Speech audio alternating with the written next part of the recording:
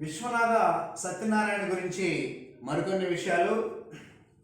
విశ్వనాథను పద గేయ కవితల రెండింటను సవ్యసాచులు అని అన్నది ఎవరయ్యా అంటే దివాకర్ల వెంకటావధాని.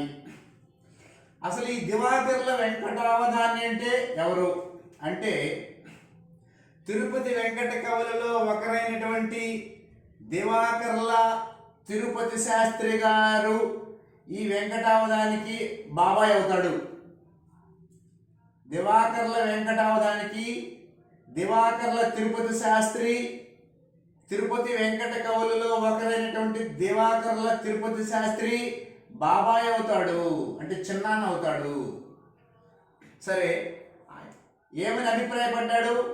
సవ్యసాచులు ఎవరిని? విశ్వనాథుని గురించి. ఏమని? పదగేయ కవితలలో రెండింటిలోనూ నైపుణ్యం కలిగినటువంటి వారిని సవ్యసాచులు అంటారు. సవ్యసాచి అంటే సవ్యసాచి అని అర్జునుడికి పేరు. ఎడమ చెయ్యి కుడి చేత్తోనూ రెండింటితోనూ కూడా యుద్ధం చేసేటువంటి సామర్థ్యం కలిగిన వ్యక్తి కాబట్టి సవ్యసాచి అని అంటారు. అట్లాగే రెండు వైపులా పొందినటువంటి పదగేయ కవిత్వాల్లో చేయి తిరిగిన వాడు కాబట్టి విశ్వనాథుని సవ్యసాచి అని అన్నాడు దివాకర్ల వెంకటావధాని. విశ్వనాథ వారి కవిత మెరుపుకు శిఖరాయమానము శ్రీమద్ రామాయణం కల్పవృక్షం అని అన్నది దివాకర్ల వెంకటావధాని.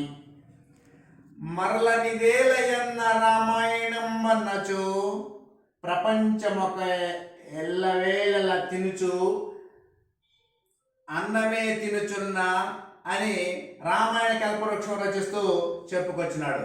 చూడండి, మరలనిదేలయన్న రామాయణం అన్నచు ప్రపంచకమెల్లవేళల తినుచున్న అన్నమే తినుచున్నా అని రామాయణ కల్పవృక్షం రచిస్తూ చెప్పుకున్నటువంటి వాక్యంగా మనం తెలుసుకోవాలి.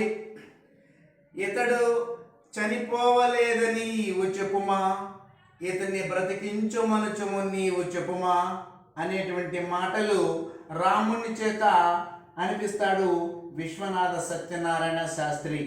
ఎప్పుడు అనిపిస్తాడు? శ్రీమద్ రామాయణ కల్ప వృక్షములు లక్ష్మణుడు మూర్చిపోయిన సందర్భంలో అనిపిస్తాడు. నన్నయ్యయు తిక్కనయు నన్ను ఆవేశించిరి అన్నాడు. నన్నయ్యయు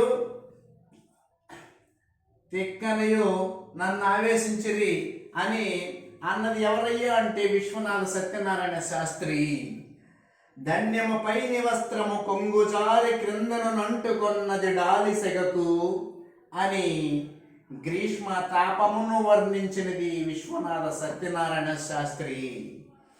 గోదావరి పావనోదారవాహ పూరమఖిల భారతంబు మాదన్నవాడు అనేటువంటిది ఎందులో ఉన్నటువంటి విషయం అయ్యా అంటే ఆంధ్ర పౌరుషములోనిది.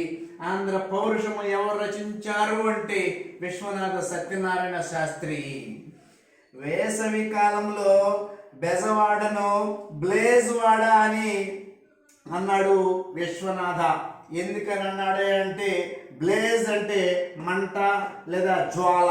వేసవి కాలంలో బెజవాడలో బాగా వేడిగా ఉంటుంది అనేటువంటి ఉద్దేశంతో ఆయన బ్లేజ్వాడ అనేటువంటి మాటను ఉపయోగించాడు. అయితే కిన్నెరసాని గురించి ఒక విషయం తెలుసుకుందాం. ఇక్కడ అత్తపోరు పడలేక భర్త కౌగిట్లో కరిగిపోయి నీరై పారిపోయి వాగైనది కిన్నెరసాని. ఎవరయ్యా? అత్తపోరు పడలేక భర్త కౌగిట్లో కరిగిపోయి నీరై వాగైపోయినది క్రింది వారిలో ఎవరు అంటే కిన్నెరసాని అని గుర్తుపెట్టుకోండి. సబ్స్క్రైబ్ చేయండి, లైక్ చేయండి, షేర్ చేయండి. ధన్యవాదాలు.